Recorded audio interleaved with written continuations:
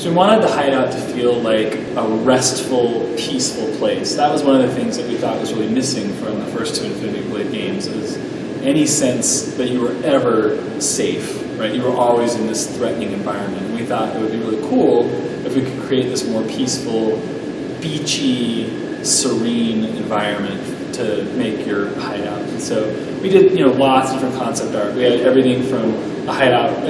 Initially, the Hideout was I think, on top of a big mountain, and then we moved it to this marshy bog, and then we're like, none of that, it still just feels too oppressive. We need something that feels like a beach. And we're like, well, how could you have a Hideout on a beach? And so we're like, it would be cool if it's on like the edge of these cliffs that butt right up to the ocean or the sea, and we could build it in that. And then we got the idea of, okay, what if there's this, ancient resurrection chamber that some deathless had hid on these cliffs that no one could find, and you had kind of retrofitted that and built up some stuff around it. And so that's kind of where we got the idea of this little Hideout village nestled against these cliffs with these nice ocean waves lapping up against it. And it just kind of gave us this really peaceful feel.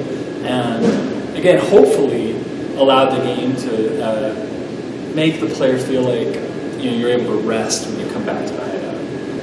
So to give context to the different forging mechanics in the game, we wanted to add characters that gave it a purpose for why you were doing it. So we added Burgess, the gem cutter, and Eves, the potion master, and Jensen, the blacksmith. And we just thought it was really cool to give it some personality and make it feel like a much more integrated gameplay system than just a menu. So another thing that's really hard to do on mobile is water.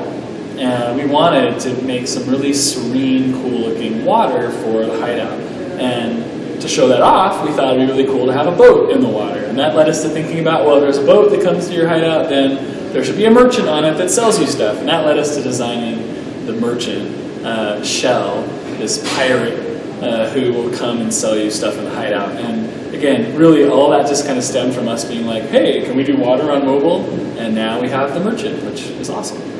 Well, I hope that you're noticing all the cool little details in the Hideout and finding the Hideout useful to the way you play the game.